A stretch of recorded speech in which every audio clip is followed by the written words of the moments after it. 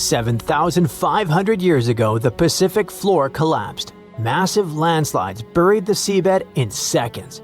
Fast forward to today, robot subs have examined the place. Scans have revealed proof of at least 10 distinct cyclical megaquakes. Now, researchers warn, the plates are still locked and building pressure, even today. If they start moving, that could trigger new red alert earthquakes and send disastrous tsunamis toward the coast.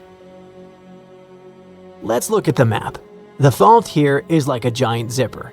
It's over 600 miles, stretching from northern California to Canada.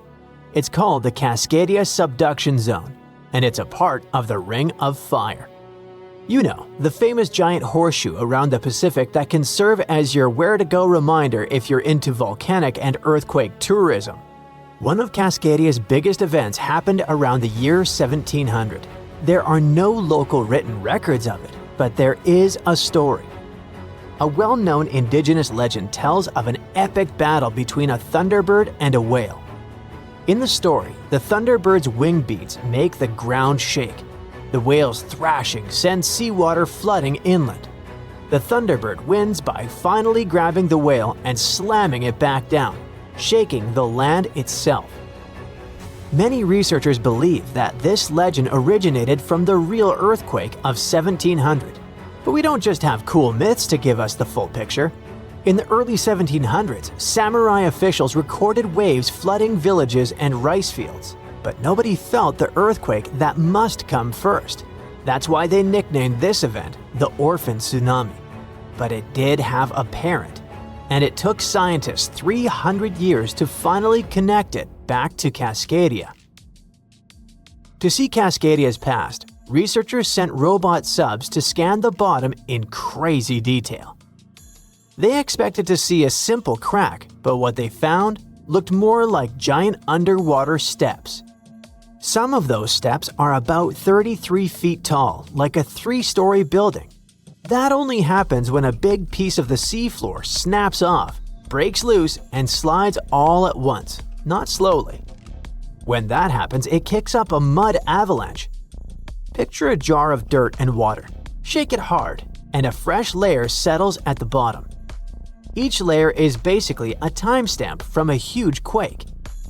When scientists counted and dated them, they found 10 separate megaquakes that hit one after the other over thousands of years.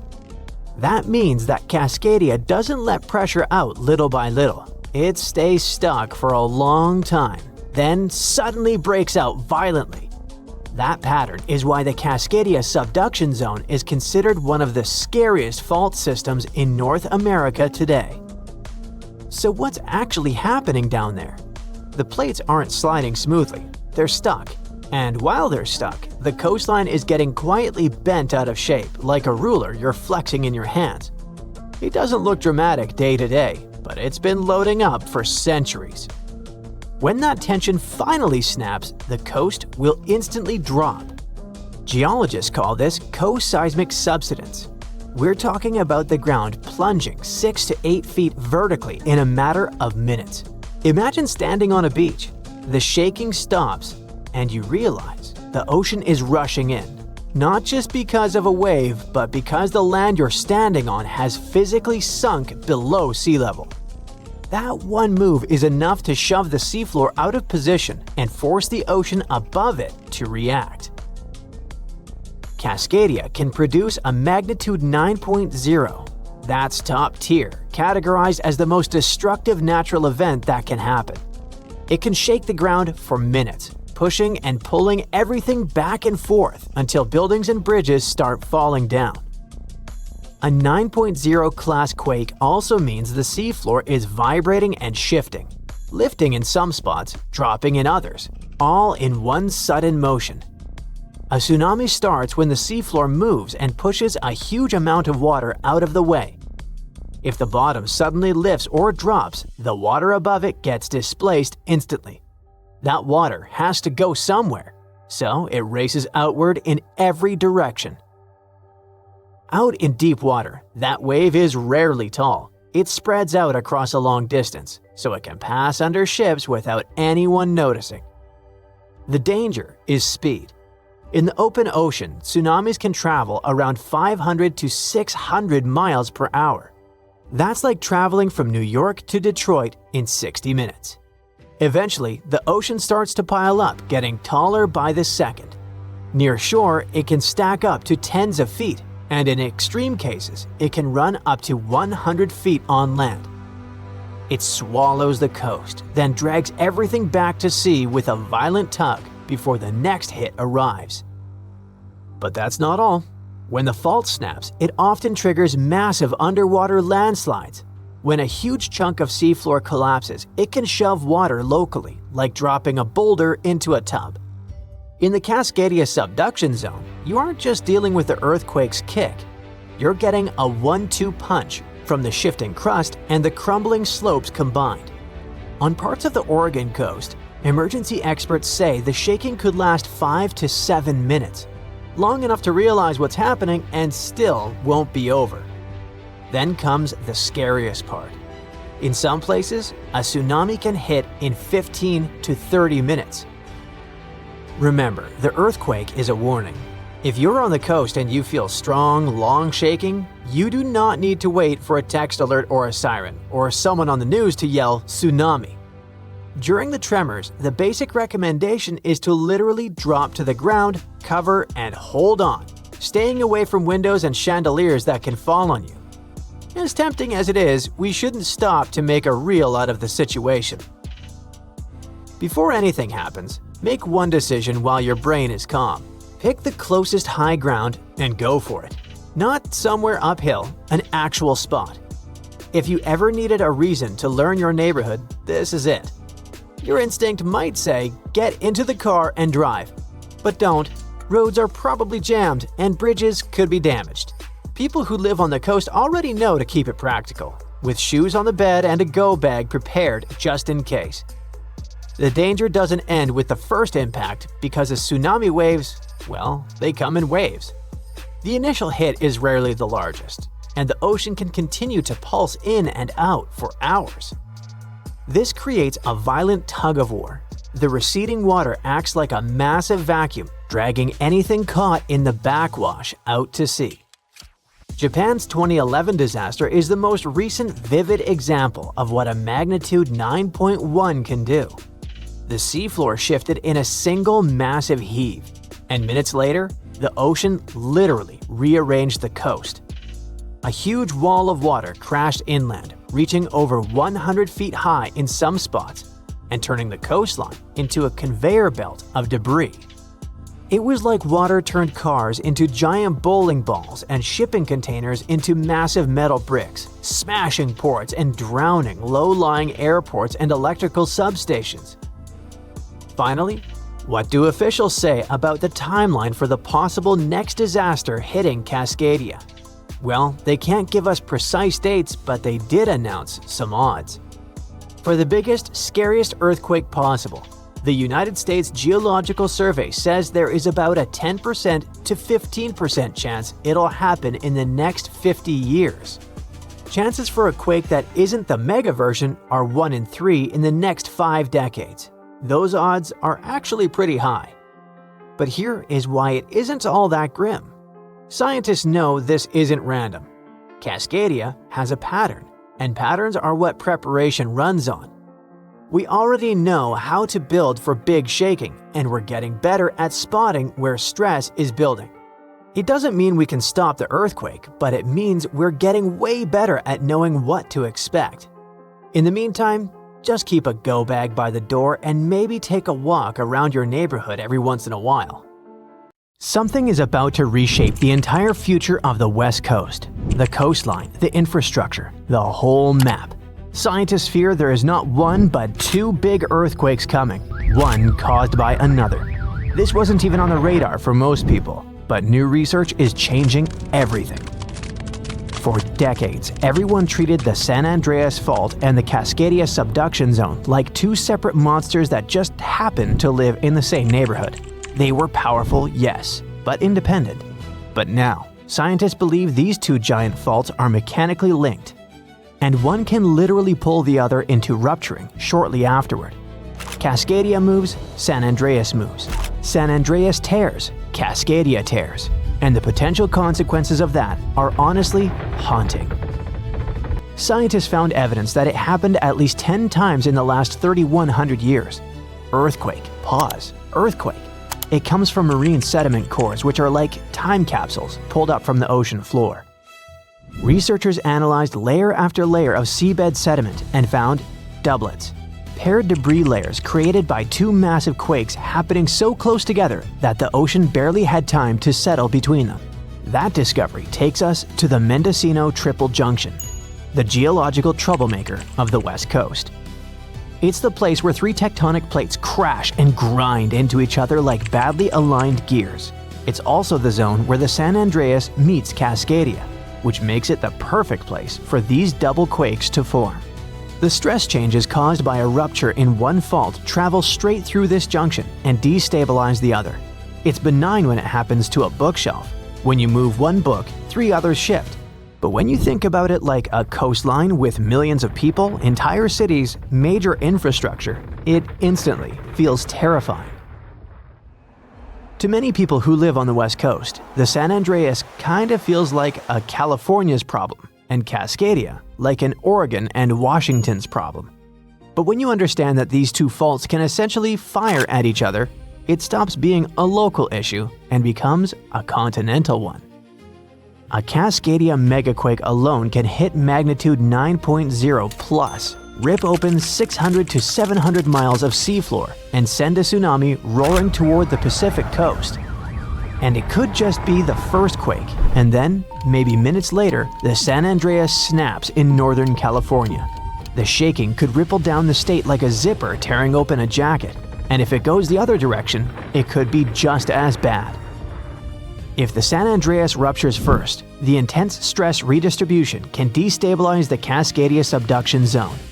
You could get the California quake first with buildings rocking, highways breaking, and power stations failing. And then, soon after, the ocean pulls back in Oregon or Washington. And the 20-minute countdown to a tsunami begins, a follow-up disaster.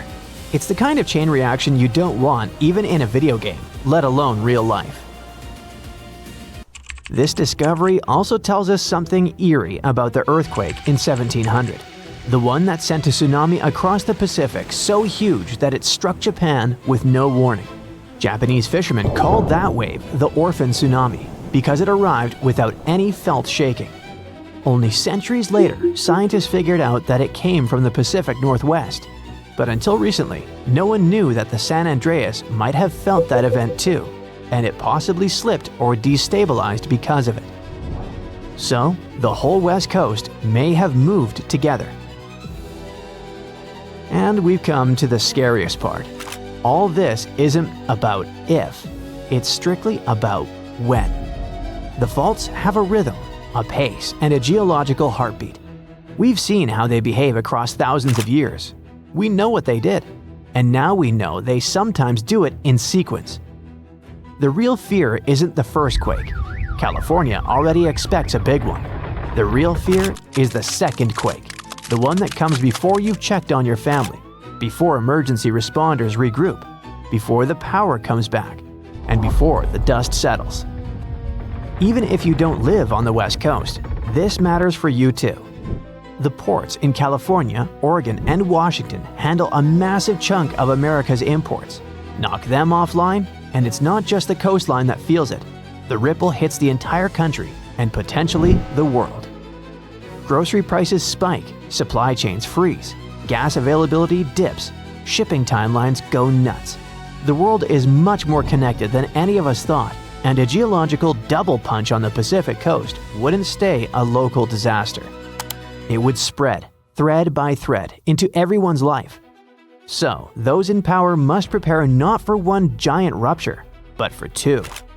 Emergency plans, evacuation routes, response times, and power grid designs, all of it needs updating. Because nature has now shown us what even a single major rupture can do to a modern economy.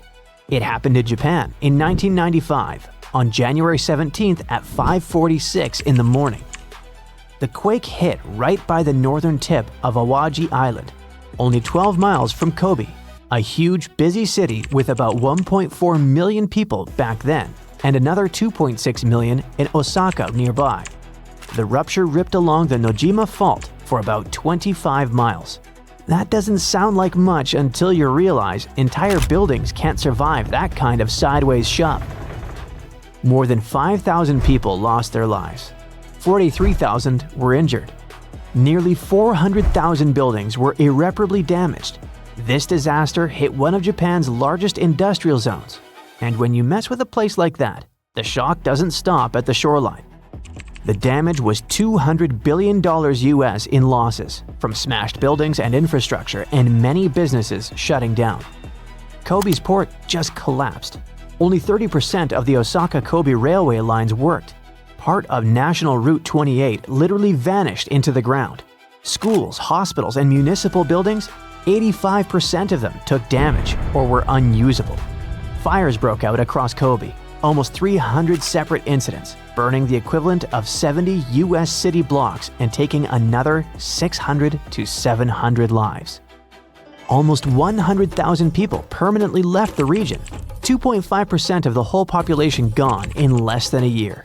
And here's a detail that stuck with me. So many bridges failed that engineers suddenly had to confront how poorly older designs handled lateral shaking. Houses with heavy tiled roofs, built to fight typhoons, crumbled because all that weight sat too high. But the newer homes made after the 1981 building code revision stood. And that's when Japan realized that modern seismic standards were crucial to follow. Japan threw $58 billion US into restoring the region. Power came back in days. Roads and rail returned in 5 to 8 months. The main expressway took 21 months. The port was fully rebuilt in just over 2 years. And by then, all debris was cleared. Within 15 months, manufacturing jumped back to 98% of its old level. Stores reopened. By 1999, Kobe's economy reached roughly 75 to 90% of pre-quake levels.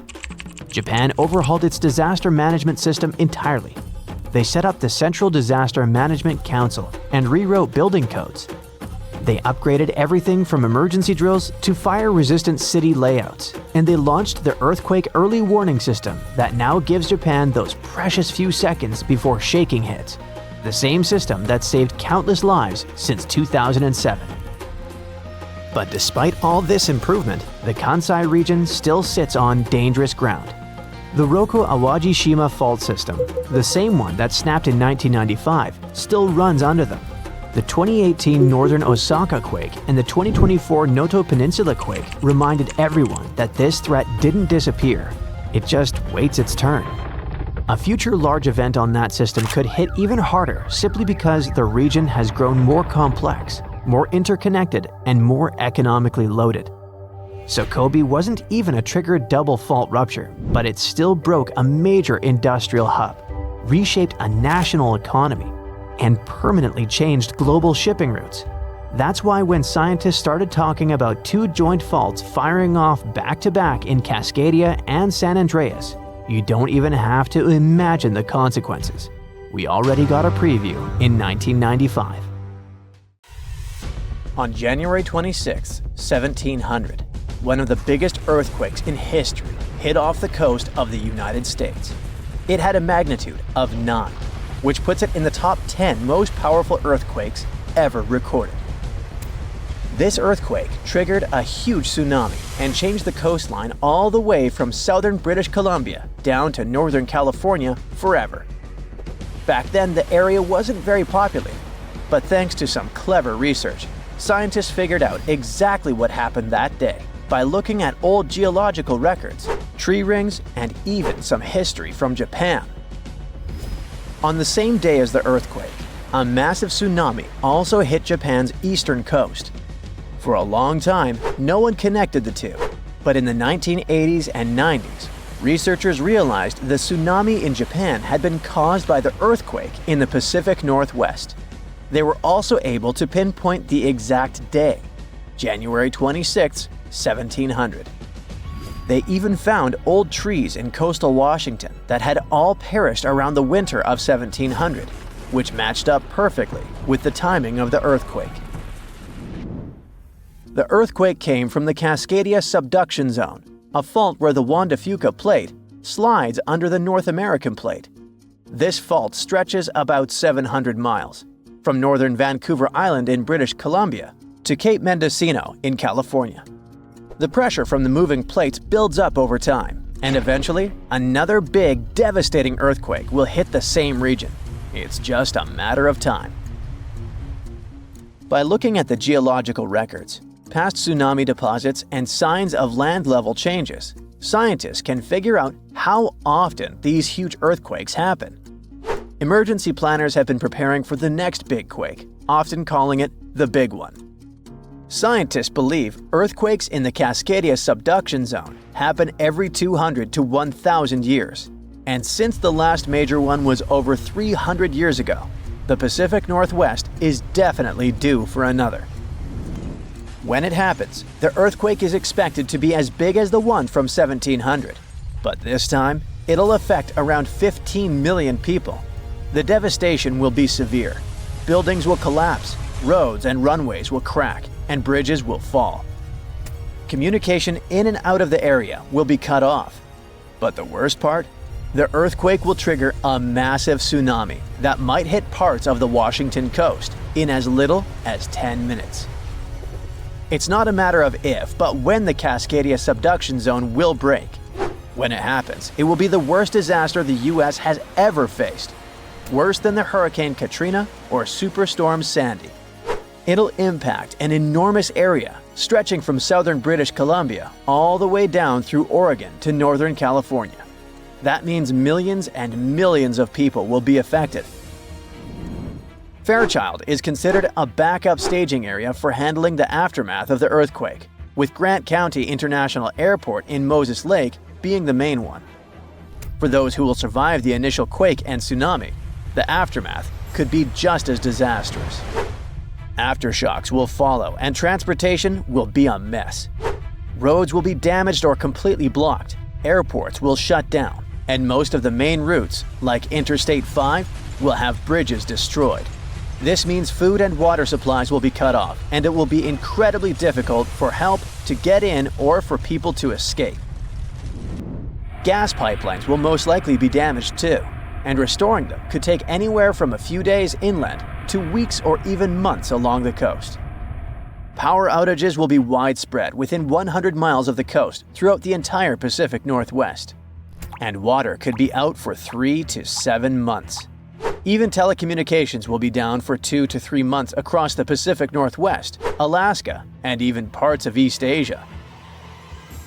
The good news for eastern Washington is that it will mostly avoid the worst of it, thanks to natural barriers between the west and east sides of the state. The tsunami may hit the Columbia River Gorge, but it will lose energy quickly because of a sandbar under the river. The Cascade Mountains will absorb much of the earthquake's impact, so the east side won't feel it as strongly. And since eastern Washington won't get hit as hard, it'll be up to them to handle the aftermath of the quake. That means helping western Washington, taking in refugees from the areas that got destroyed, and delivering supplies to where they're needed. Scientists have looked at other major 8.0 to 9.0 magnitude earthquakes like the ones in Chile in 1960, Alaska in 1964, and Sumatra in 2004, and Japan in 2011. These kinds of quakes can shake the ground for anywhere between 6 to 10 minutes, and that's a long time for the ground to be shaking. Such quakes are super intense because they happen close to Earth's surface, so it's not just a quick shake. It's a long, strong one that can cause a lot of damage.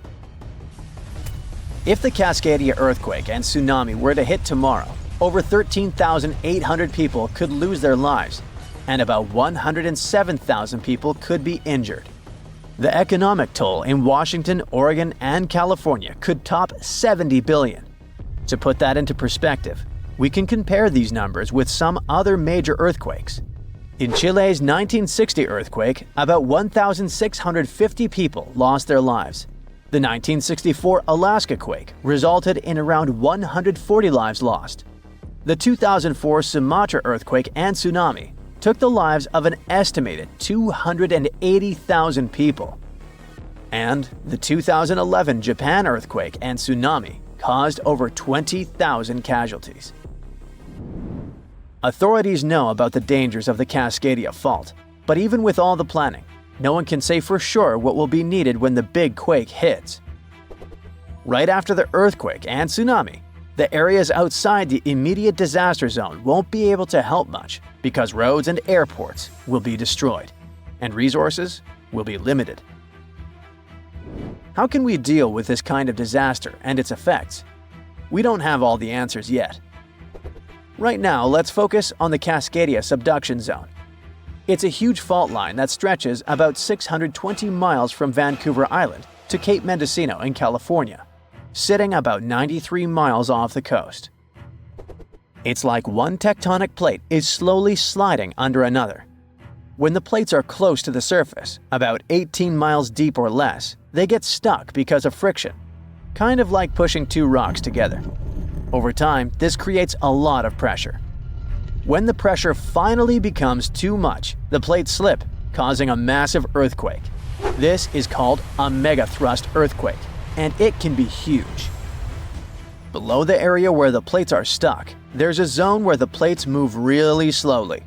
We're talking about just a few inches every few months. This slow movement helps to release some of the pressure, but it also builds up more pressure on the parts of the fault that are still stuck. This means that over time, it increases the chances of a huge earthquake happening. These massive quakes, called Great Subduction Zone earthquakes, can be stronger than magnitude 8.5. Megathrust earthquakes are the biggest earthquakes that happen. They can go over a magnitude of 9.0, which is insanely powerful. Just to put it in perspective, a magnitude 9.0 earthquake releases 1,000 times more energy than a 7.0 and 1,000,000 times more energy than a 5.0. These earthquakes happen when a lot of pressure builds up in a part of the fault that's locked, which means the plate can't move past each other. When that pressure gets too high, the fault finally ruptures, releasing all that built-up energy in one massive shake. The Cascadia subduction zone is super long. That's why if it were to rupture all at once, it could produce a large earthquake. Scientists have studied this region and found that about 18 miles below the surface, the fault is completely locked. The plates there aren't sliding past each other. But deeper down, the plates start to slide more smoothly, causing less friction. This is important because it tells us how much stress is building up in that locked zone, and how it could eventually lead to a major earthquake. It happened in Iceland on Friday, March 19, 2021 at 8:45 p.m. About 20 miles southwest of the capital. Molten rock suddenly burst through the surface from below. Bright lava fountains then lit up the night sky. A volcano in this valley finally woke up after almost 800 years of sleeping soundly.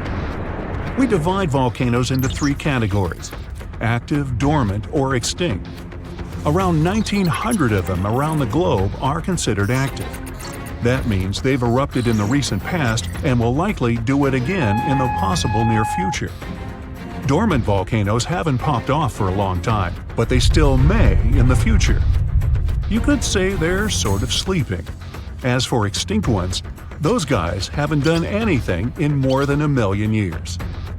The eruption in Iceland wasn't super explosive, and this all happened 6 miles from the nearest town, so everyone was perfectly safe. Many even came to see it up close, while other brave visitors tried to fry eggs and bacon on the lava. Just be careful not to burn your breakfast black. Lava can be over 2,000 degrees Fahrenheit. It burns everything in its path.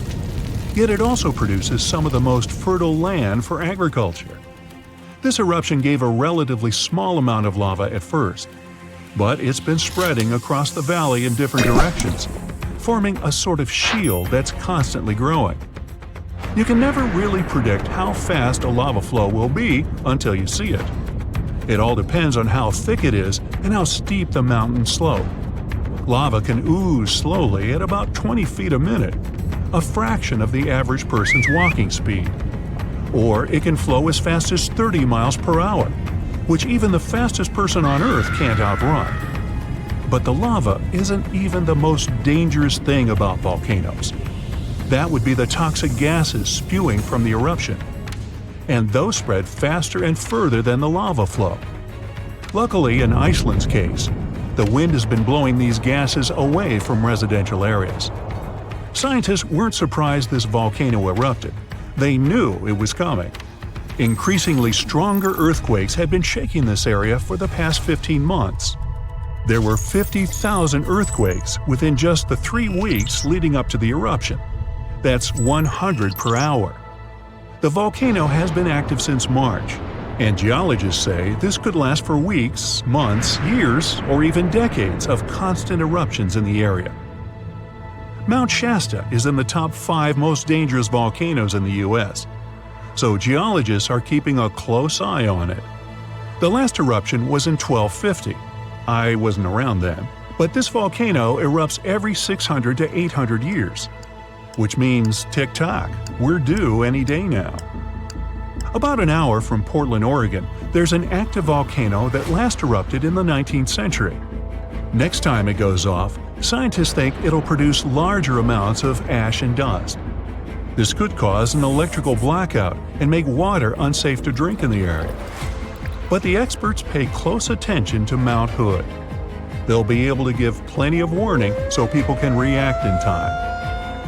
Kilauea is one of the most active volcanoes in the world. It's been erupting almost constantly since 1983, making it also one of the longest eruptions known on Earth. It's the youngest land volcano in Hawaii. Volcanoes can take thousands of years to form, but others can pop up practically overnight. A volcano in Mexico just erupted in an open field in 1943. It started growing from there. Within a year, it was almost 1,500 feet tall. When the eruptions finally stopped 9 years later, the mount had reached a height of over 9,200 feet. Mount Fuji is an iconic symbol of Japan. The last time it erupted was in 1707, and it sent a shower of burning rocks as far as 60 miles away. If a similar eruption happened today, Tokyo would be within that vicinity. Mount Fuji is right on the Ring of Fire, that horseshoe-shaped region in the Pacific Ocean full of active volcanoes and earthquakes. From one end to the other, it's almost 25,000 miles long. It could wrap all the way around the Earth's equator. In January 2020, Taal volcano in the Philippines started spewing lava, sending huge plumes of ash half a mile up into the sky.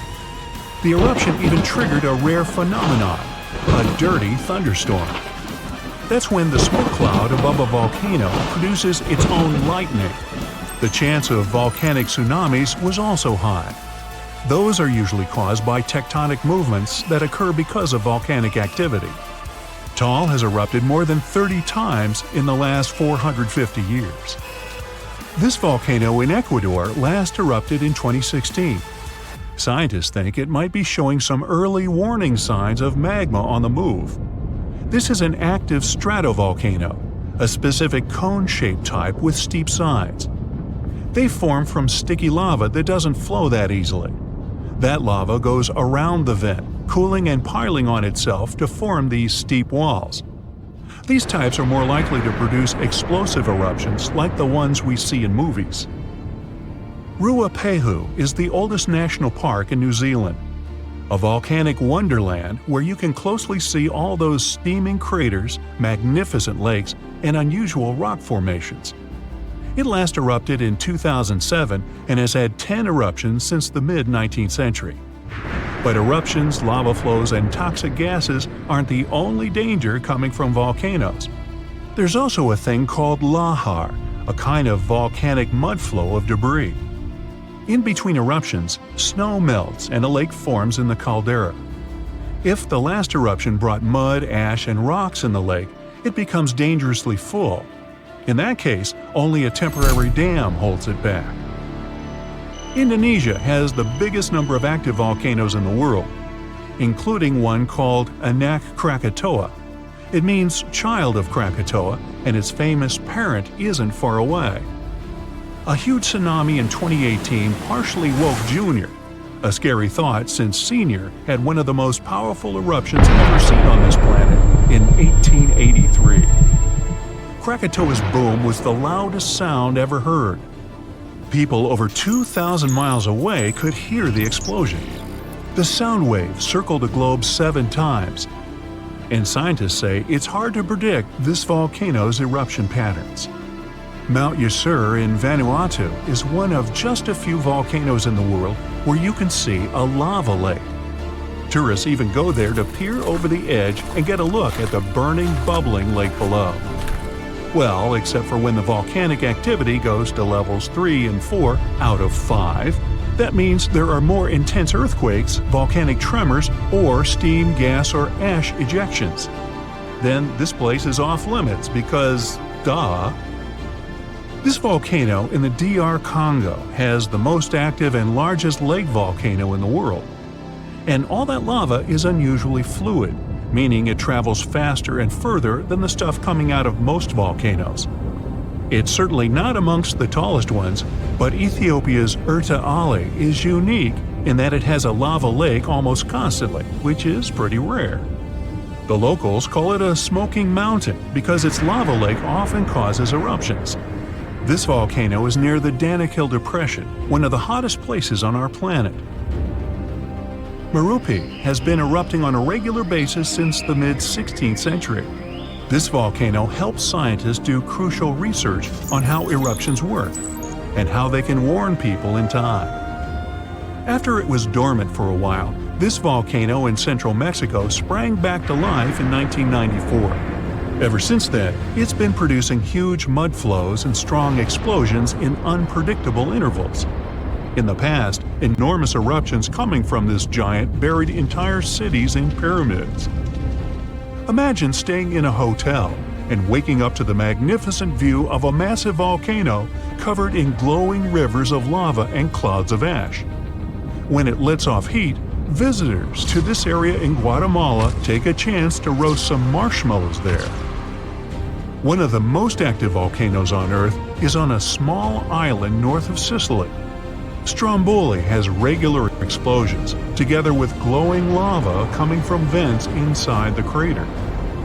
Not too far away is Etna, Europe's most active volcano and one of the biggest continental ones in the world. By the way, Earth definitely isn't the only planet with volcanoes. The largest one in our solar system is on Mars. It would cover the entire state of Arizona, and it rises nearly 3 times higher than Mount Everest. Ooh, don't look down.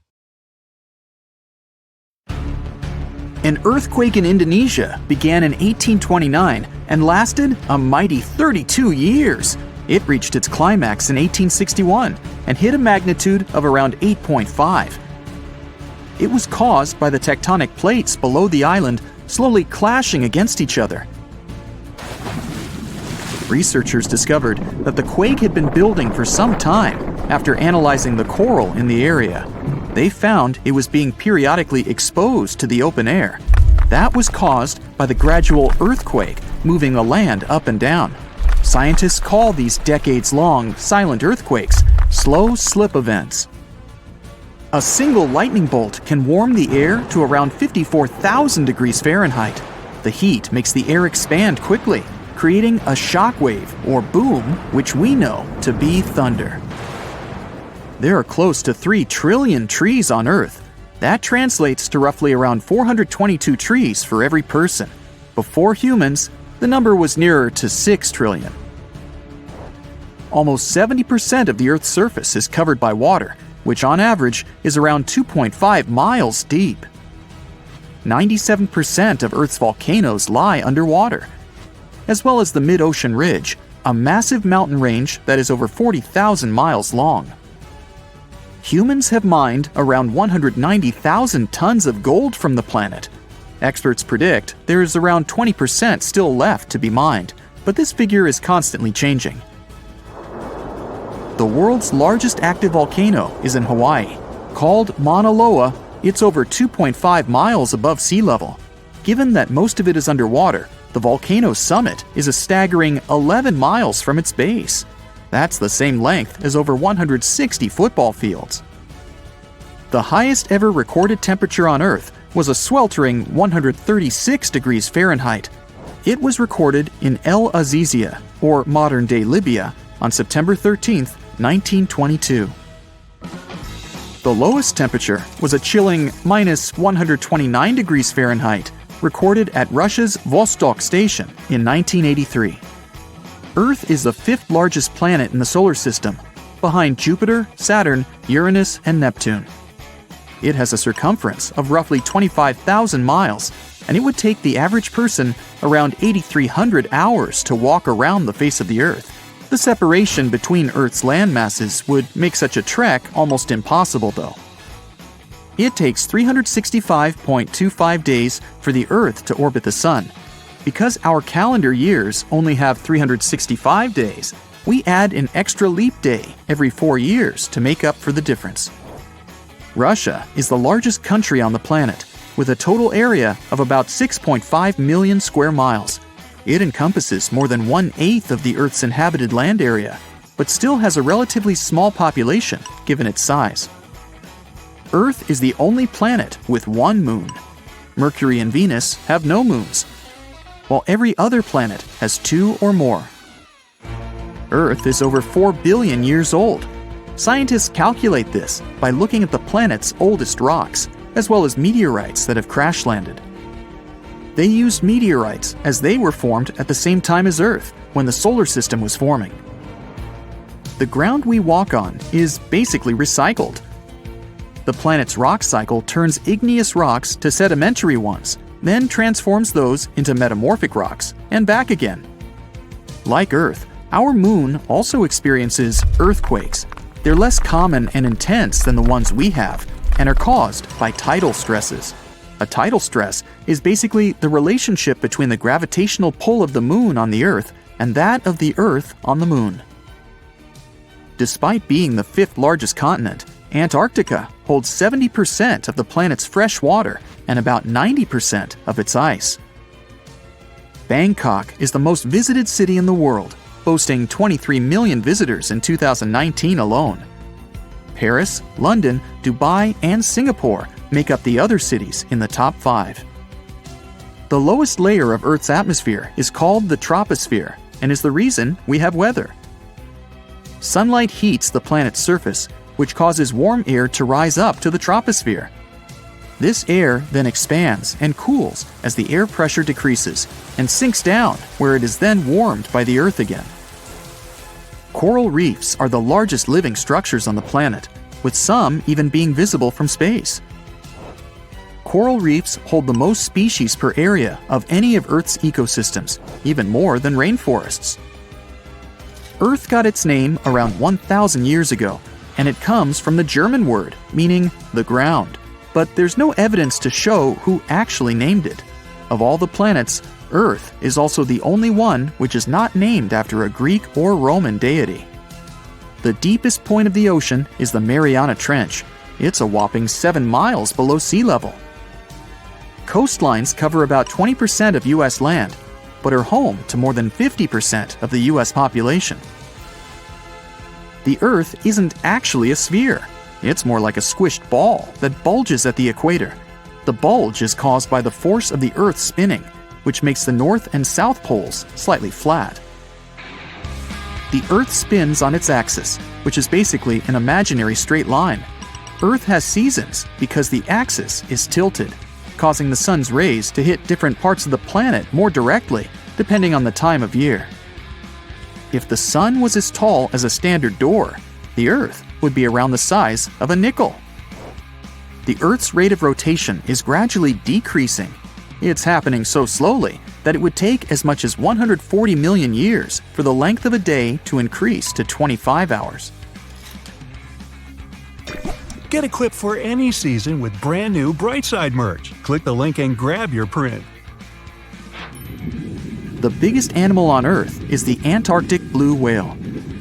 It can reach lengths of 100 feet and weigh up to 400,000 pounds, which is around the same as 33 elephants. The temperature at the center of the Earth is around the same as the surface of the Sun, at almost 10,000 degrees Fahrenheit. Earth is around 10,000 times older than humans. Earth is around 4.5 billion years old. whereas humans have been around for, at most, 450,000 years. There are around 34,000 known species of fish. The actual number is way higher though, as a whopping 95% of our oceans still haven't been explored. America's Route 66 is longer than the journey to the Earth's core. The distance to the core is roughly 2,000 miles. Route 66 is almost 2,500 miles. The Earth is made up of three main components: the crust, the mantle, and the core, which is divided into the outer core and the inner core. Scientists have estimated that there are around 8.7 million species on the planet. Out of this, between 1 to 2 million of these species are animals. But roughly 86% of land species and 91% of fish have yet to be discovered by humans. Ancient astronomers used to think that the Earth was the center of the universe. For 2,000 years, they believed the Earth to be static, while other bodies traveled in orbit around us. In 1543, Copernicus published his sun-centered model of the solar system. Earth is the densest planet in the solar system. The density varies across its different crusts, but the planet's average density is just over 3 ounces per cubic inch. Mount Everest is the highest point on the planet. Its peak is the highest altitude above sea level at around 5.5 miles. Each year, 1 septillion crystals of snow fall on Earth. That's a trillion snowflakes. Snow covers about 31% of Earth's land area each year. Of Earth's water, only around 3% is fresh water. The other 97% is salted. Of that 3%, about 2% is frozen in ice and glaciers. So, less than 1% of the planet's fresh water is actually in lakes, rivers, and underground. The world's largest inland body of water, or lake to us normal people, is the Caspian Sea. It has an area of 140,000 miles squared.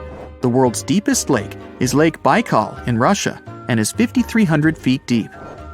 Earth's atmosphere is roughly 78% nitrogen and 21% oxygen, with small amounts of water vapor, carbon dioxide, and other gases. No other planet is believed to have this much oxygen, which explains why Earth is the only planet where life has been discovered so far.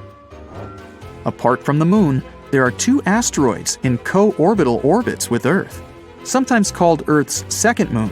3753 Cruithne is an asteroid that looks like it's following the Earth in orbit, but it's actually following its own path around the Sun. 2002 AA29 is another asteroid which makes a horseshoe orbit around the Earth that draws it close to the planet every 95 years. A magnitude 15 earthquake has the potential to completely destroy our planet and evaporate all the water in a matter of seconds, leaving Earth uninhabitable. Over 500,000 earthquakes happen annually, but none have a magnitude of 15. 90% of quakes occur in the terrifying Ring of Fire zone located around the Pacific Ocean. The ground there is like jello. It shakes almost constantly. The most powerful earthquake to have ever struck Earth had a magnitude of 9.5. That much power can lengthen or shorten the day.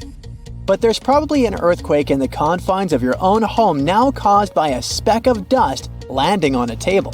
But it has a power of negative 15 magnitudes. Earthquakes happen when tectonic plates move. They're like Lego pieces that are not properly secured, and when they move up, down, or hit one another, the ground also moves, triggering earthquakes. This tectonic energy acts like a battery. It stores energy for a long time, up to 500 years. When this stored energy is released in a sudden burst, the consequences are horrifying.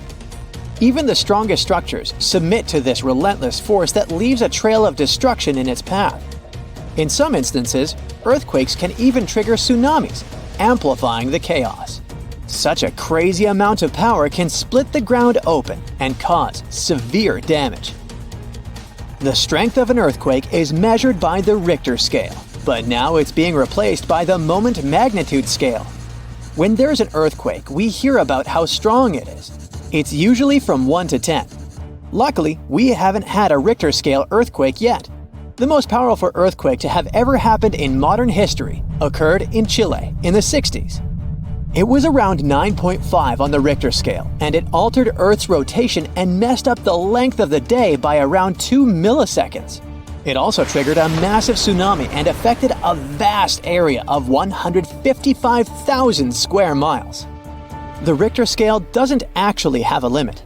Still, anything above 25 doesn't need measuring, because if that ever happened, we would simply turn into dust, and nobody would care to measure this disaster.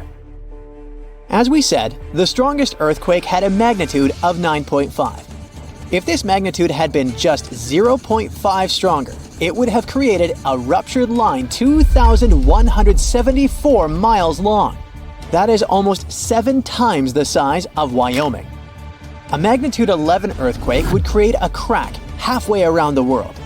Massive tsunamis would hit coastal areas, destroying everything, and Earth would get into a massive environmental crisis. If you love hiking, you would have new mountains to explore, created by the terrifying earthquake. Even the temperature would increase because of volcanic eruptions and the resulting greenhouse gases. It would turn our planet into a hot oven. The safest places would be far away from any buildings, seas, oceans, and mountains where there would be a low chance of a landslide. Countries unprepared for earthquakes would be totally destroyed, and cities would turn into piles of rubble and dust. Going up on the Richter scale would only make things worse. But don't worry, an earthquake of that power is impossible. Earth's crust doesn't have enough energy to produce such earthquakes. But there is something that has much more power and can produce mega-earthquakes. Asteroids are powerful enough to destroy our planet, as we all know from the dinosaur era. That asteroid was around 6 miles long, and it caused massive damage to the planet. It triggered earthquakes that shook the ground constantly for months. These terrifying quakes were about 50,000 times stronger than the Chile earthquake. They also triggered a tsunami that was 30,000 times more powerful than the Indian Ocean tsunami. And the latter was one of the most devastating tsunamis to have ever struck Earth. The earthquakes caused by the asteroid had a magnitude of 11, making it the most powerful and scariest natural disaster ever. And let's hope it stays that way. The Indian Ocean tsunami affected only certain areas of the world. Meanwhile, the asteroid tsunami affected every part of the world and had 33-foot-tall waves. Even if you had traveled to the most remote place on Earth, you wouldn't have been able to hide from this Grim Reaper. A 15-magnitude earthquake wouldn't be 15% stronger than the Chile earthquake. The scale doesn't work like that. It would be around 100 million times more powerful than a 9.5 magnitude quake. It could make all the water on Earth evaporate, leaving us devastated and without any H2O to survive. All ecosystems would collapse, all food chains would be broken, and only some super strong bacteria would probably survive the impossible. That is only a fraction of the frightening things that could happen. The ocean is like the AC for our planet. Without it, Earth would be super hot. The ocean also serves as a shield from the sun's powerful rays. It acts as a heat absorber and cools Earth. Scientists think that the most dangerous thing would be the inability of Earth's crust to survive the violent shakes of the 15-magnitude earthquake. If our planet miraculously survived and didn't turn into dust, there would be massive openings in its crust. The ground would become gelatinous. It would randomly move up, down, left, and right, and no building would survive that. Our civilization would be brought back to the Stonehenge era. Tectonic movements like this are devastating. A similar thing happened in Japan when tectonic plates moved 165 feet from each other and then snapped back together, creating a 9-magnitude earthquake. No place on Earth is immune to this bone-chilling natural phenomenon. Still, certain places have higher chances of being destroyed than others, like the Ring of Fire, where 90% of earthquakes happen. This is a place where earthquakes are almost everyday occurrences. The Ring of Fire is located in the Pacific Ocean. It forms a ring around the continents that surround the Pacific. There, several tectonic plates meet, creating highly unstable ground. To make the problem much more terrifying, 75% of active volcanoes are located in this area. 90% of dormant volcanoes are also there, making this place extremely dangerous. Scientists carefully study this region to find a way to predict when the next earthquake might strike. The Ring of Fire is not the only place at risk of earthquakes. In California, along the San Andreas Fault line, 2 tectonic plates have been storing power for more than 200 years. The San Andreas Fault is 715 miles long and has the potential for a massive earthquake. This region has its fear of violent earthquakes like the one that happened in San Francisco in 1906. It had a magnitude of 7.8 on the Richter scale. Scientists' predictions are terrifying. They say that the chance of a 6.7 magnitude earthquake is very high in the area. If all hell starts to break loose, you should know how to survive. Avoid anything that might fall on you, like windows, closets, or unstable ceilings. The official phrase from emergency experts is drop, cover, and hold on. Stay low to the ground. Hide under something stable like a table, and remain there until the shaking stops. Make sure to stay in your shelter for another minute or two, just in case there are aftershocks or loose debris. Use your nose and smell for gas. If you do smell it, don't turn the lights on or do anything that might ignite it. Stay strong and be safe. The strongest earthquake ever to strike east of the Mississippi River that happened over 200 years ago was never over, according to some scientists. Most earthquakes last seconds to minutes, and the official record breaker so far is a silent one in Sumatra that was going on for 32 years. This slow slip event triggered a massive quake and a tsunami. So if it's true that the new Madrid earthquake is still sending aftershocks, we'll have a new top name for this sad list. The earthquake started in December of 1811 with a powerful quake in a sparsely populated part of northeast Arkansas. They felt the shaking almost 1,000 miles away in the White House, and the tower bells were ringing in Boston, even further away. It even made the mighty Mississippi flow backward for a few minutes over new waterfalls formed by shifted ground. The town of New Madrid, Missouri, completely disappeared in the disaster. The Earth wouldn't stay still until the end of January the following year, when things got serious again. A massive quake hit, this time near the junction of the Ohio and Mississippi rivers, right in the Missouri boot heel.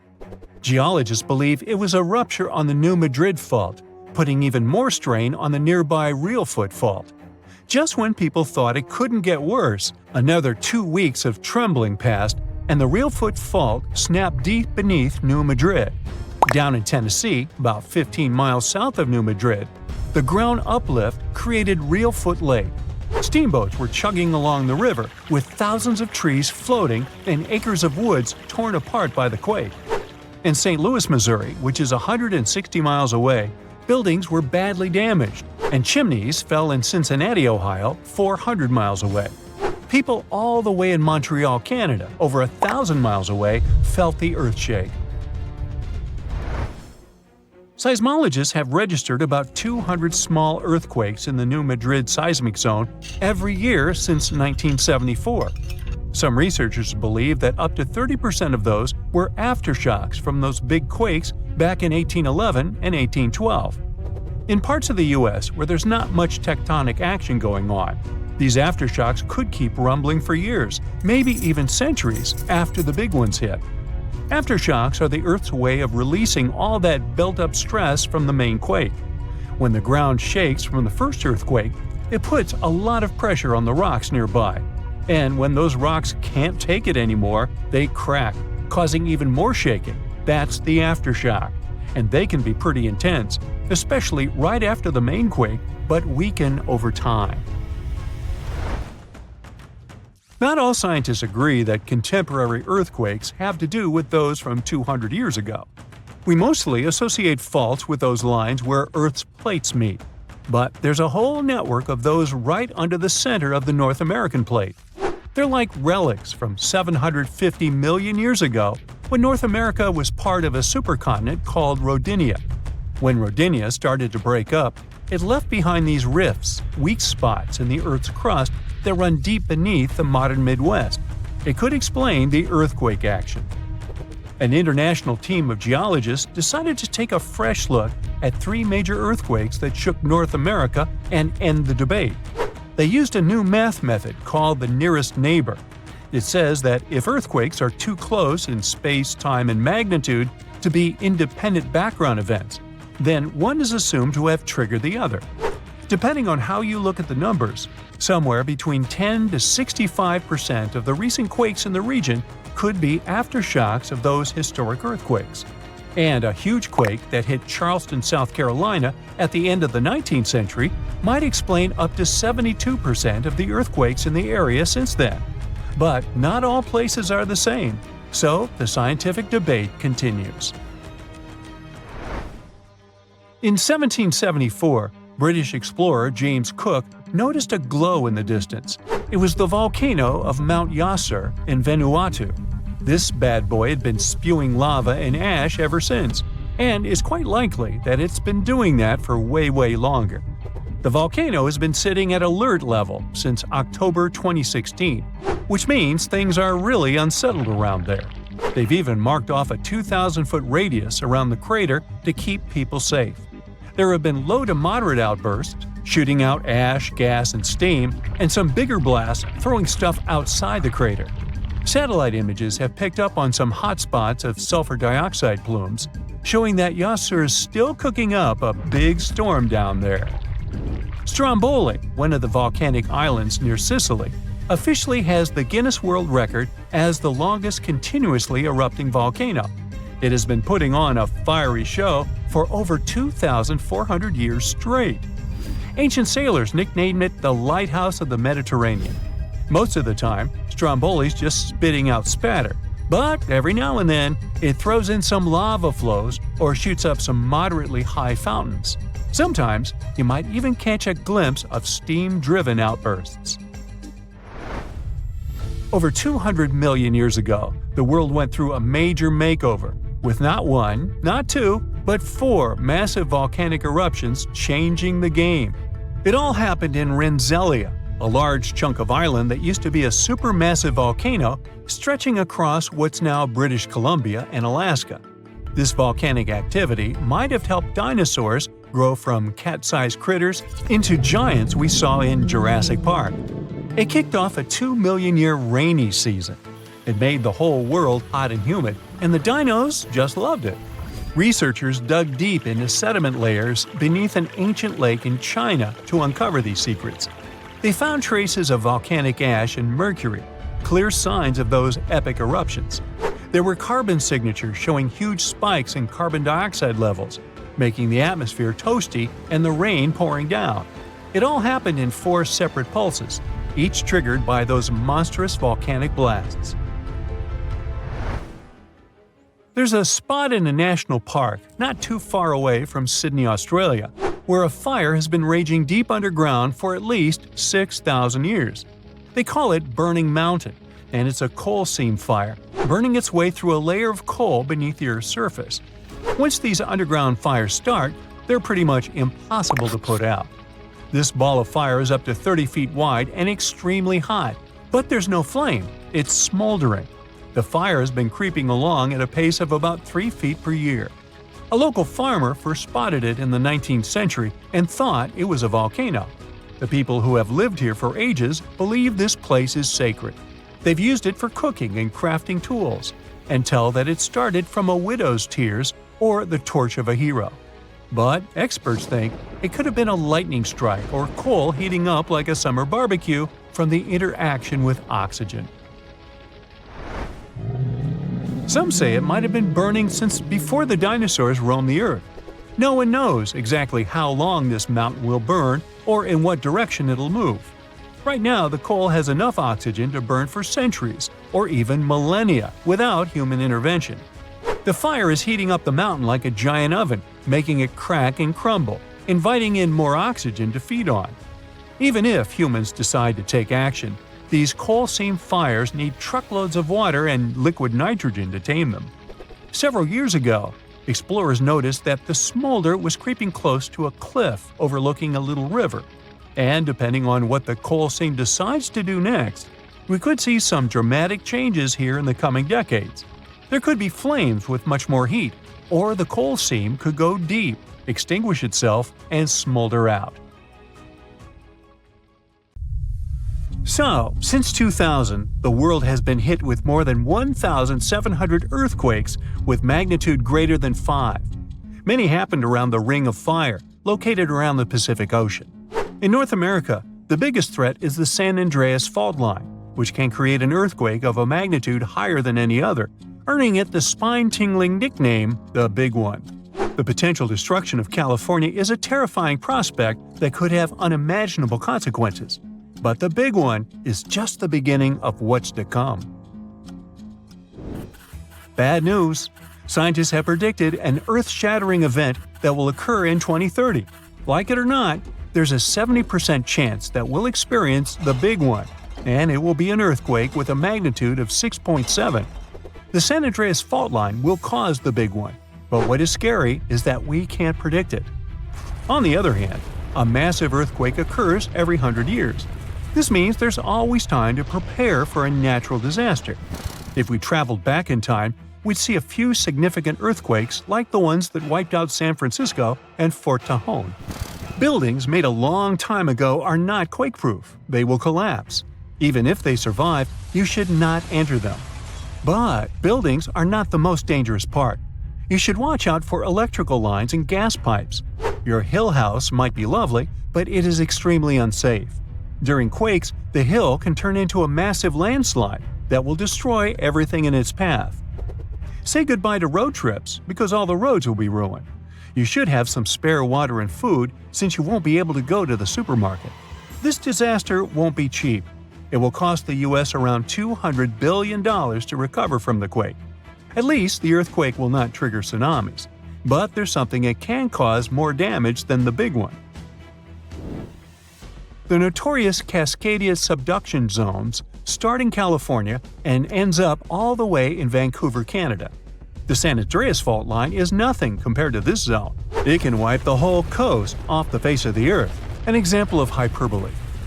Subduction zones are tectonic plates forced to be one under the other and constantly pulling apart. One is called the North American Plate and the other is the Juan de Fuca Plate.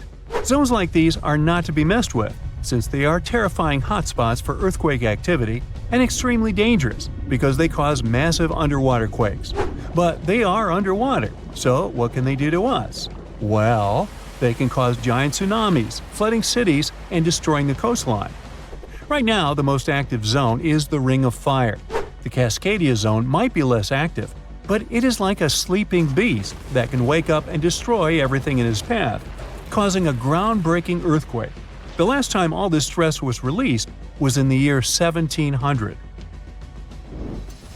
Unlike the San Andreas quake, this one will cause massive tsunamis and much bigger shocks. Let's hope you'll be camping in an open field at that time, because most buildings and bridges will likely be destroyed. Also, be ready for the aftershocks, as they'll be devastating. Nature won't be spared either. Landslides will change animals' habitats. Even our homes will be changed forever. Luckily, there is a light at the end of the tunnel, and scientists are doing everything they can to ensure our safety. New rules are implemented. Every new building must be able to withstand massive shocks. They're developing modern warning systems, and every new infrastructure must follow strict quake-proof guidelines. The Juan de Fuca and the North American plates are locked together, but they won't stay like that forever. When they unlock, get ready for a massive shake. The closer you are to the epicenter, the more damage you'll experience. But even if you are lucky to be far away, you may still feel the ground shaking for some time. Now, if we compare the Cascadia subduction zone and the San Andreas Fault, we'll see how much more dangerous the Cascadia zone is. In 1994, there was an enormous 6.7 magnitude earthquake in the Northridge area, close to the San Andreas Fault. Sadly, many people didn't make it, and some were injured. Back then, buildings were not strong and earthquake-proof, and many of them were damaged. The Cascadia subduction zone can potentially cause a magnitude 9 earthquake. A magnitude 6 quake has the power of around 44 million pounds of dynamite, but a magnitude 9 has the power of 44 trillion pounds of dynamite. The strongest ever recorded quake was in Chile. Its magnitude measured 9.5, and it destroyed most everything.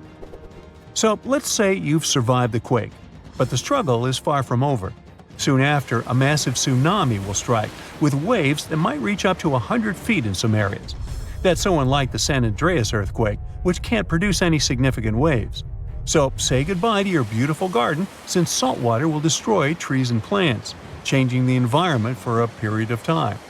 The only positive thing will be you won't need Halloween decorations, because all those dried out trees will resemble a ghost forest. The combination of waves, quakes, and the sheer size of the area will make this natural disaster much more dangerous than any caused by the San Andreas Fault or the so-called Big One. A quake similar to this happened around 300 years ago. Many more have been recorded in the past 3,500 years, proving that they continually occur every 400 to 600 years. So, technically, we have around 100 to 300 years before the next big one hits. We still have no idea how exactly the Cascadia subduction zone works, because we discovered it in 1970. This zone is super scary because it can cause big earthquakes. It was found by accident when researchers studied the Ring of Fire. They wanted to know if this area had caused any trouble in the past years, and the proof was under their noses. In Washington, there is a horror forest where nothing has been growing for years. When researchers tested the soil, they found a tremendous amount of salt. They put two and two together and concluded that a massive tsunami had been the reason. Experts still didn't know when the forest was destroyed. But Japan kept records of a gigantic earthquake that had a similar effect. It was the one that happened in the year 1700. There is a 1 in 3 chance that the next one will occur in 2050. You must know how to survive the Canadian earthquakes and make it out unscathed, so listen carefully. Those who live in this area have almost no experience with earthquakes like this one. Surviving the quake is relatively easy, but the tsunami coming afterwards is the real danger. After the shake, find the highest ground and go there. Only bring the essentials, like food and water. Yeah, leave your baseball card collection at home. After the first hit, don't try to go down. Seismologists say that most likely there will be a few more waves, and they have proven this. On the 22nd of May, 1960, seismologist Jerry Eston and his 4 friends went to Hawaii to see an expected tsunami that was to happen around midnight. They set up their gear on Wailuku Bridge with an escape route planned. This bridge had been destroyed in the previous tsunami, but the new one was much taller and better. After midnight, the water was 4 feet above the average level. The second wave hit a half hour after midnight, and the water rose another 9 feet by 1 a.m. The water started going down and dropped by 7 feet, but the horror was far from over. Next, they saw a wave that was around 20 feet tall. This shows us that tsunamis are unpredictable, and we should listen to experts to stay safe.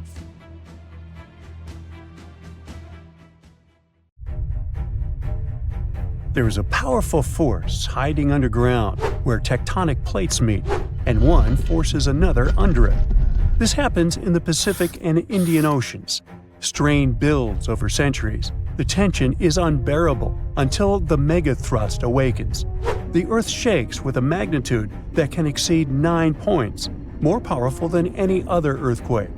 When the seafloor suddenly gets pushed up fast, it sends a huge ripple across the water, and a tsunami of huge force is out.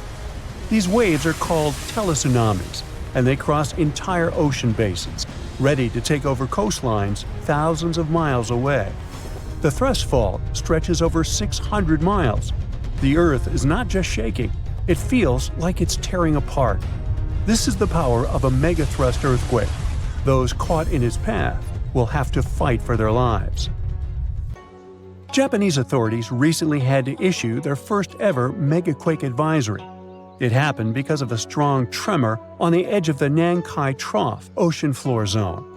In the end, most of the warnings were lifted, and there wasn't much damage from the 7.1 magnitude earthquake. Parts of southwestern Japan started to shake, and the superfast trains in Japan slowed down to stay safe, which made travel slower for everyone. But everyone is staying alert as they know about the risk of a megathrust earthquake that could happen within the next few decades in the Nankai Trough. The tectonic plate under the Philippine Sea is slowly sliding underneath the land where Japan is, moving just a few inches every year. The last big earthquakes from this area happened in 1944 and 1946, both with a magnitude of 8.1. These quakes have caused a lot of destruction in the country. The next megathrust earthquake in the region, if it does happen, could be between a magnitude 8 and 9. Scientists still can't agree on how likely this mega-earthquake is to happen, but it could be up to 80% certainty. On the other side of the Pacific, scientists from the U.S. Geological Survey have studied a dangerous area along the U.S. West Coast.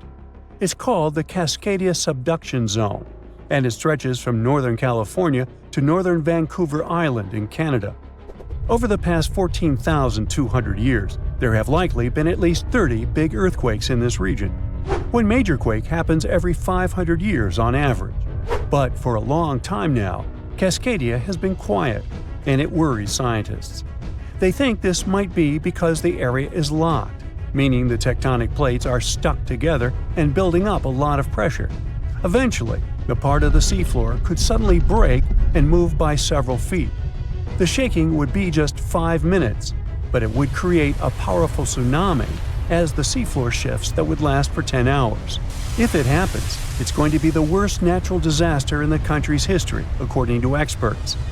The ground on some inland hills could turn into something like quicksand. This would cause the hillsides to slide and crumble, taking down roads and bridges. Around 620,000 buildings could be badly damaged or even collapse, including about 100 hospitals and 2,000 schools. People in Washington state might have to take care of themselves without help for 2 weeks, finding food, water, and shelter on their own. Scientists are studying slow slip events, where the tectonic plates move very slowly over weeks or months, releasing some energy but not enough to stop a big one. Every time the magnitude of an earthquake goes up by just one number, the energy it releases is 40 times bigger. So we'd need about 1 million small earthquakes every day for 500 years straight to release the same energy as one huge magnitude 9 earthquake. But these small earthquakes might be clues that a bigger earthquake is coming. To better monitor the Cascadia Fault, experts are mapping the fault more accurately and adding better monitoring tools offshore. Scientists receive over $10 million to install seismic sensors and seafloor pressure gauges on a fiber optic cable off the coast of Oregon. The goal is to be ready to warn people and potentially save lives when a big earthquake strikes. A sharp megathrust earthquake happened in this part of the world in 1964. It went down in history as the Great Alaska Earthquake and had a magnitude of 9.2. It lasted for more than 4 minutes, making it the most powerful earthquake in the history of the U.S. and North America. The ground shook so hard that it caused huge cracks and landslides. In Anchorage, many houses, buildings, and roads were destroyed because they weren't built to handle such a big earthquake. In some places, the land was permanently changed. For example, the coastline near Kodiak and Hinchinbrook Island was lifted by 30 feet. In other areas, like Gerwood and Portage, the ground sank by 8 feet. They had to rebuild roads higher so they wouldn't be flooded by the time. A huge 27-foot tsunami wiped out the entire village of Chiniga. Many coastal towns were heavily damaged, not just by the earthquake, but also by tsunamis and the fires that followed. After the main earthquake, there were thousands of smaller aftershocks for months.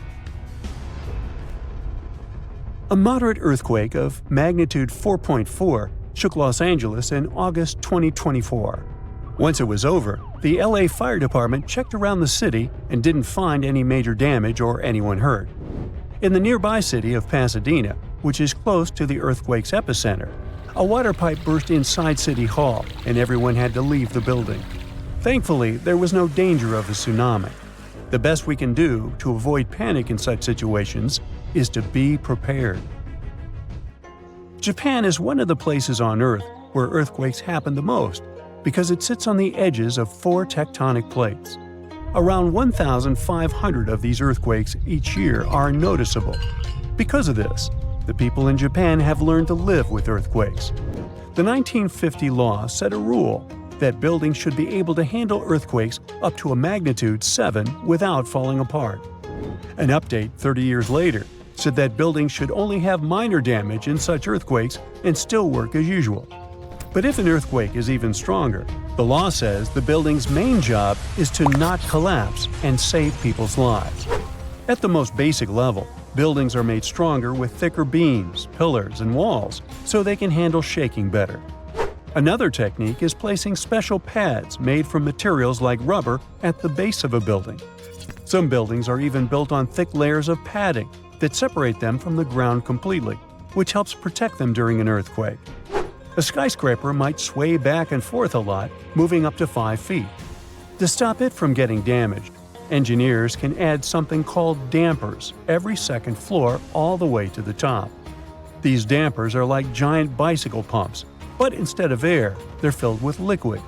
When the building shakes, the dampers push against the liquid inside them. Even though the liquid doesn't squish very much, it can still absorb some of the shaking. When they're building tall skyscrapers, engineers try to make the structure as simple and balanced as possible. This means having each floor the same height and placing the support columns evenly. But sometimes, architects who design skyscrapers don't want to make these compromises because they have creative ideas for how the building should look. Then they have to find compromise solutions. For example, Tokyo's Skytree Tower, one of the tallest buildings in the world, is designed in a futuristic style but also includes special features to protect it from earthquakes. It has a central pillar, like in traditional Japanese pagodas, and seismic dampers that help absorb the energy from an earthquake, keeping the building safe.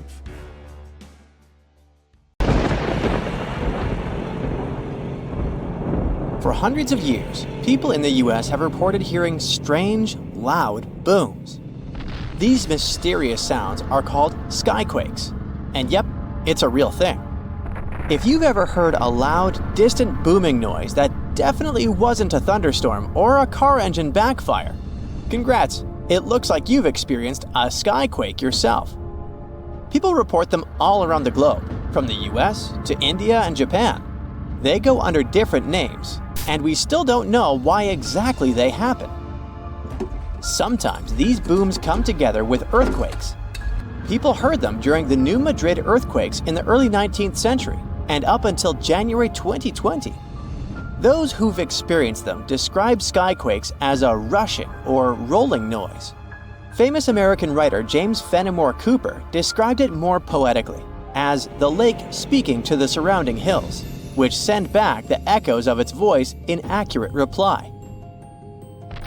Sometimes these mysterious booms happen in cold weather instead of during earthquakes. One of the skyquake hotspots is near Lake Seneca in New York. They call them the Seneca guns. The booms can be so loud that they shake windows and doors. Back in August 1886, after an earthquake in Charleston, people heard these noises for several weeks, happening at the same time as many aftershocks from the earthquake.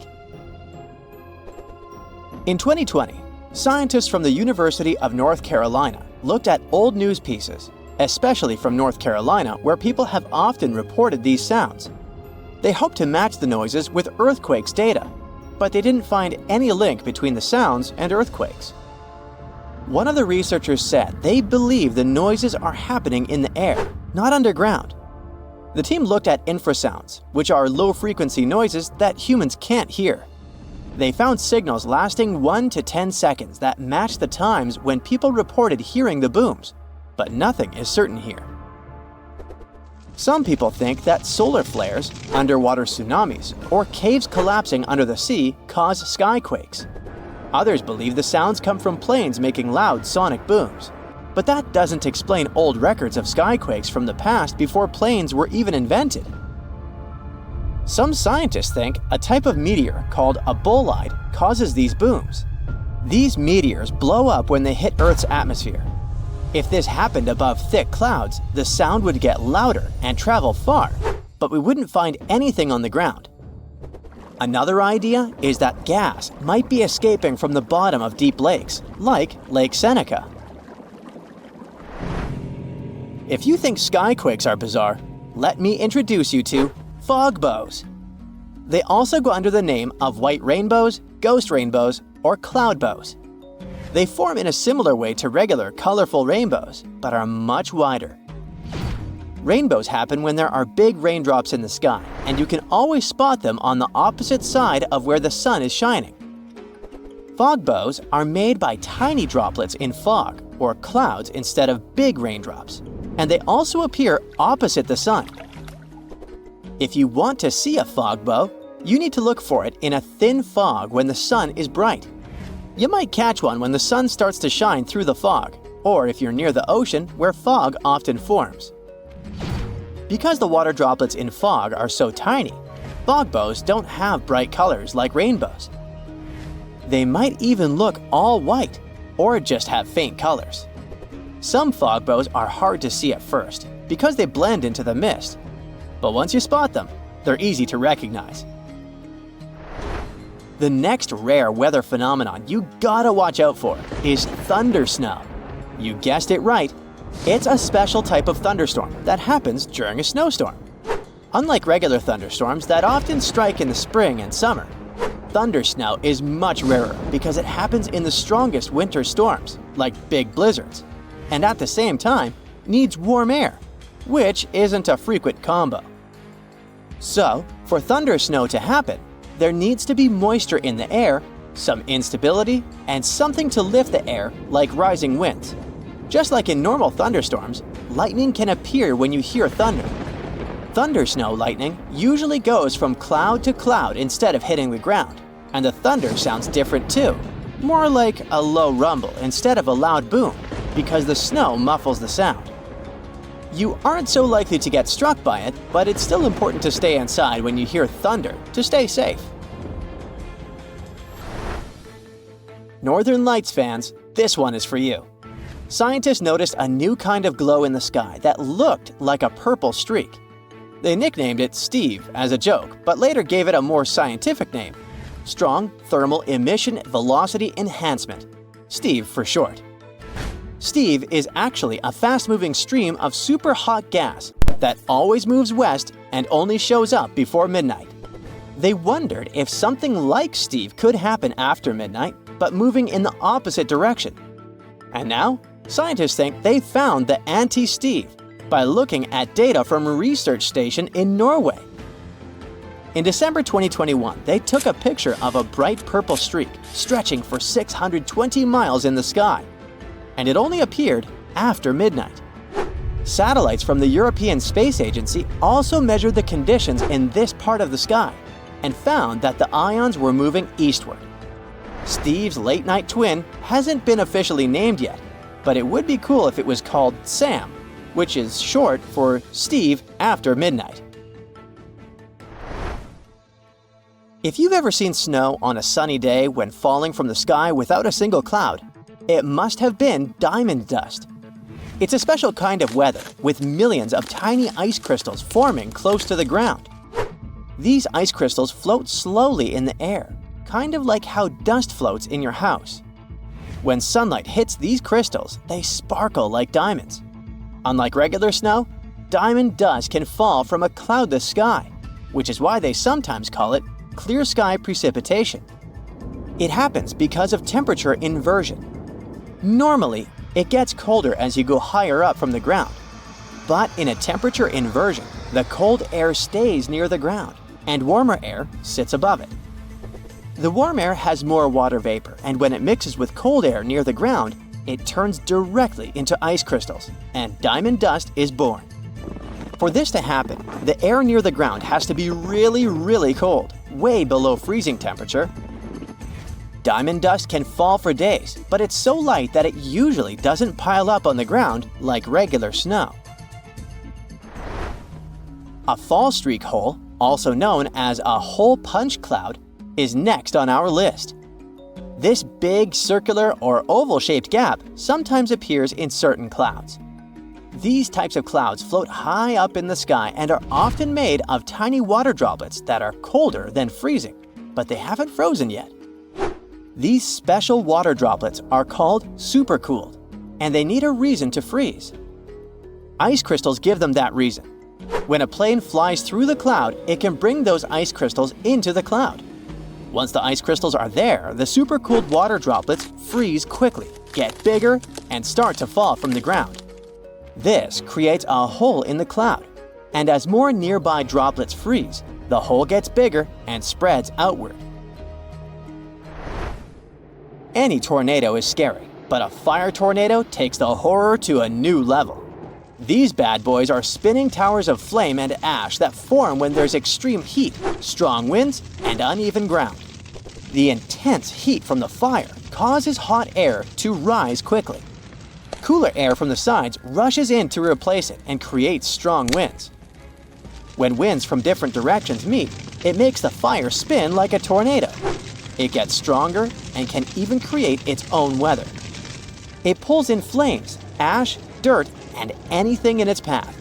The winds can reach speeds of over 140 miles per hour, and these fire tornadoes can last for more than 20 minutes.